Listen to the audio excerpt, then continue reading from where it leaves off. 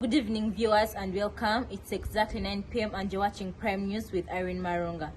Uganda Advanced Certificate of Education examinations kicked off with a total of 97,890 registered students from 2,255 examination centers across the country, indicating a drop in the number of students registered in the current sitting. Vanessa Nandago with the details. Following a briefing session that marked the start of the national examinations, Senior 6 candidates have officially commenced their final examinations today with Economics Paper 1 and Chemistry Paper 3. And with this, different heads of schools across the country have expressed their thoughts on the official start of the final examinations. In Kampala schools, Mr. Edward Kanonya, the head teacher of Kololo Senior Secondary School, has unveiled statistics of the students that have registered for today's papers, as well as commended the organized start that they have registered at their center. 66 have studied with economics this morning, and 53 have had to sit for chemistry. All the candidates stand up except one, so it has been a smooth start. At the end of their paper, students from Chitante Hill School have expressed contentment with Economics Paper 1 as they were quite impressed and hopeful in their results as they left examination halls. Very doable. Students have found it easy to liaise with some of the questions in the exam, and I hope for the best in terms of the results. Thanks to our teachers, they've worked really hard behind this because they kept on pushing us with the early birds, the late birds, the facilitations, the extra lessons, everything. I think it's going to be more simpler because paper 1 is always the one that puts us on tension. So according to me, I think it's going to be simpler. In the Western region, Mr. Robert Semata, the director and head teacher of Bonyera Secondary School in Kagadi, has expressed his confidence and hope in his students' excellence in the final examinations, considering the great measures they've taken in preparing them for the final papers. We received exams on time, and we have also started on time. We registered 13 candidates, and out of which actually 11 have turned up and 2 are absentees. We have adequately prepared them for these exams. We have taken them through routine teaching, class discussions. We have also exposed them to the external examiners or assessors, which we believe that by all these approaches will enable them to pass the exam. Vanessa Nandago reporting for MATV. President Makerere Museveni is in the United Arab Emirates on a 3-day official visit where he is expected to meet and hold talks with Sheikh Mohammed bin Zayed Al Nahyan, the president of UAE and ruler of Abu Dhabi, to discuss the investment opportunities in Uganda and attend the Dhabi Sustainability Summit. Irene Marunga with the details. So I'm not happy with the way they talk to you. It's good I have come and talk to you myself because they should tell you that this is a huge gold mine, and we are just at the entrance of the gold mine. Addressing the investors in Abu Dhabi, President Yoweri Kaguta Museveni described Uganda and the African continent as a gold mine with many untapped business and investment opportunities that encouraged the United Arab Emirates investors to take advantage of. We have expanded the small economy, we have diversified it. We are also bringing in new type of economy, and this is where we want you people to come in and help us and contribute. President Museveni further added that government is committed and is on track to further ease the ways of doing business in the country by lowering the cost of transport through construction of standard gauge railway, bettering the road network and water transport. We, on the political level, we have moved. First of all, I'm trying to tell them, please don't delay the private sector. Don't waste time with the feasibility studies, with what, because the private sector is responsible for his own analysis. They should bring out that very clearly. The Investment Roundtable Summit was, among others, attended by the Finance Minister Macharia Kasaija, Energy Minister Ruth Nankabira, and State Minister of Foreign Affairs Okello Oryem. Uganda is a country that once you're visited, then you don't want to leave Uganda. I must warn you this. So if you tend to come to Uganda, you'll visit Uganda and never leave Uganda. The opportunities, whether it be as a tourist, be as investors, in any form of residence, is so attractive that you'll make Uganda either your home or your second home. Uganda's envoy to the United Arab Emirates hailed the president for initiating the UAE-Uganda Presidential Table Forum, noting that since its invasion, the limitness of Ugandans working in UAE has jumped from $50 million in 2018 to $1.5 billion to date, while foreign direct investment rose from $600 million to $15 billion. Irene Marunga, reporting for Prime News.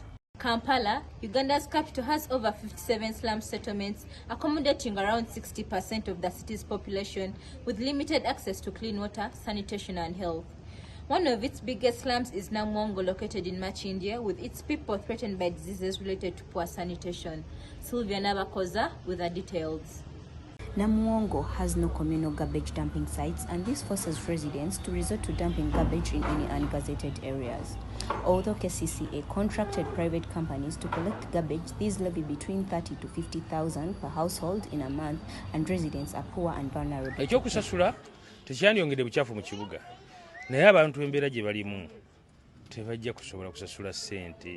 When it comes to rainy seasons, the area floods to the extent that some dwellers either lose their lives through poor hygiene or through this flooded water. Many of these dwellers accuse the government of not supporting them, and they claim that the government only remembers them during the times of elections and searching for votes.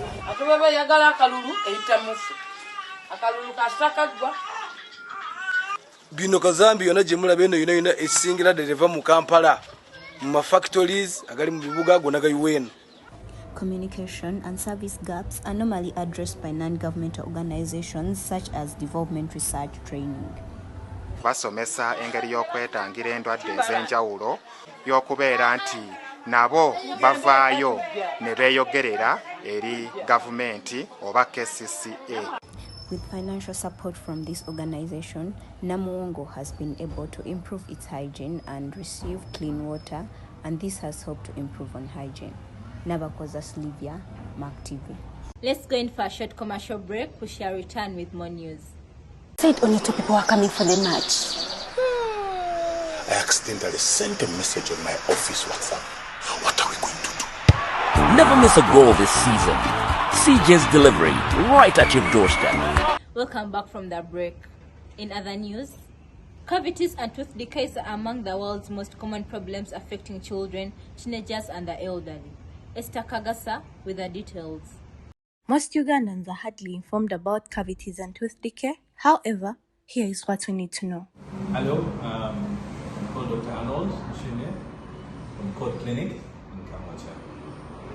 The question today is what is dental decay or dental caries, and what causes it, and how can it be managed? Well, dental caries is a disease, it's actually the #1 chronic disease in the world, and it's caused by a mixture of things, but mostly we have bacteria in our mouth, the bad kind, that when they ingest some of the food that we eat, cause an acidic situation in the mouth that erodes the teeth, which turns out to be like a hole, or decay, as you see it change color. Yeah, so what are the take homes? Brush your teeth twice a day with a fluoride toothpaste. Mind the sugary things you're eating. At least you can decrease on how many times you're eating them, because every time you eat them, the bacteria are going to produce acid and reduce and then break down your teeth and cause decay. Yeah. It is important to make sure you are looking after your teeth and gums from an early age. Kagasa Esther Apofia, Mac News. As Makerere University students are waiting to decide online who their next guild president will be on 30th November, our reporter Sylvia Nabakoza is at the university to find out the students' opinions about the mode of election. Thank you very much, Irene Marunga. We are live at Makerere, and as the online voting is approaching, this is the atmosphere. We are here to get you students' opinion about the guild presidential elections that are going to be online. They are due on 30th of November. How are you? Yes, I'm okay, thank you. What's your name? Hello, nice to meet you. I had the forthcoming elections that are due on 30th, and you're going to do online voting. What do you think about online voting in this case? Because this is not the first time it's very well, according to in my own personal opinion, I do believe this online voting is very inclusive, very considerate. We well know that Makerere University does have programs that are outside, and most of the people that have them are students from as far as Nigeria, Cameroon, South Sudan, and so on and so forth. So with the online voting, why I say it is inclusive is that part of the students of Makerere University community, wherever they are able to conduct and be able to be part of these online Makerere constitution. They're able to actually realize their own voting right within the campus. So yes, to me it's a plus, and I think it's really a very positive step. So you think it is going to be effective? I know there are going to be a number of cases, because of course candidates are going to come up at the end of the day who are not satisfied with the process. They're likely to bring up issues to do with maybe the EC not being fair and so on and so forth. But well, in every electoral setting in Africa here, these are the things we always expect. Thank you very much, Mr. Isaiah. Thank you. I'm okay. What's your name? My name is Nakazwa Elizabeth. Nice to meet you. Makerere is having online voting that is due on 30th. What is your opinion about the online voting? Do you think the system is going to be effective, because this is not the first time it is doing it? My view, personal view, I don't think online voting is effective and can ever be effective in an institution like Makerere, which has thousands of students. The very recent time we had online voting, we had challenges like links expire in a minute. We have students that do not have smartphones, and then there are some students who actually didn't know that we are doing online voting. So in my view, I don't think online voting is effective, because we have not even had colleges, because I believe they are responsible. They've not trained us on how to navigate portals for the purpose of e-voting. So I don't think it's an effective mode for voting for the next leadership of a big institution like that's Lydia reporting for you live, Mac TV. Back to the command center. Thank you so much, Sylvia. In sports, Uganda Cranes failed to make it out of the group stages for the 6th time in CHAN competitions, following a 3-1 loss to the Ivory Coast side. Freedom Methodius has more. For Uganda, for Cote d'Ivoire, from the bottom of the group, but they qualify for the next stage of the tournament. Uganda Cranes has appeared in 6 of 7 editions of Cup of Home African Nations CHAN, but it has always failed to triumph to the second level. In the 7th edition of CHAN, Uganda finished third in Group B with 4 points behind Senegal and Ivory Coast, registering a draw with DRC, a win against Senegal, and a loss to Ivory Coast. Waiswa did exactly that. Volley went the right way, but it was struck powerfully by Waiswa. And the Cranes. Uganda scored only 2 goals in 3 matches played. Addressing the players before the last match, the Uganda Cranes head coach Martin Mitchell described the competition as a hard one, but due to the trust he had in the team, he expected positive results. We have been advised and directed to go into the war, and it is real war. When you look at everything, every single team has ambition. We have brought We have worked very hard. We have produced 4 points. We need to know that we are playing the team whose results have not been a reflection of what they have put on the field. This is making our job much harder. However, some of the fans said that it was not a surprise for Uganda to lose, basing on specific factors affecting the national team. Our preparations and organizations as Uganda are very poor compared to those countries that we are competing with. I'll give you an example that in Uganda, we as Uganda as a nation, we don't have even a national stadium. So I don't expect for a country like Uganda, which doesn't have a national stadium, to go out there and compete with countries who are well prepared, they are well organized. The only hope left is in the Uganda's under-20 football team known as the Hippos that is yet to represent the country in under-20 AFCON, which is going to take place in Egypt this month. This team finished as the first runners-up in the last episode, losing to Ghana by 2-0 on finals in 2021 under the management of Mole Biekwaso.